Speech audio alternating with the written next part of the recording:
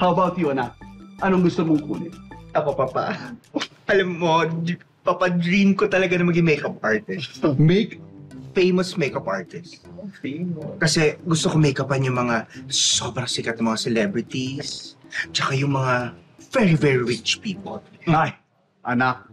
Alam mo, magandang tahaki niyan dahil alam mo, marami kang make-upan at makakapag-travel ka pa sa buong mundo. Pero alam mo, kapag natuto ka na mag-makeup, ang una mong make-upan, itong kapatid mo, dahil ang puti-puti ng makeup na ngayon. Diba? Oo. Medyo. Baka nakalimutan i-contour. Ba yan? How about you, anak? My favorite bunso. Papa? Gusto ko rin po maging sikat. Gusto ko rin po makilala sa buong mundo. At gusto ko rin po makapag-travel sa iba't ibang bansa. Nako, anak.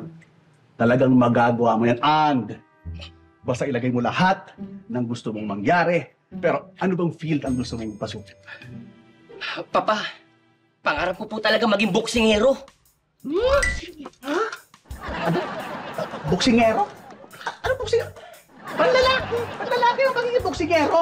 Ano? Pinalaki ko yun ng tama, pinalaki ko yan para maging katulad ko, tapos magiging boksingero ko, panlalaki? Ano ba nagsasabi mo, anak? Pero Papa, ang tagal ko na kinikimkim to. Gusto ko maging boksingero. Gusto ko na mag-out.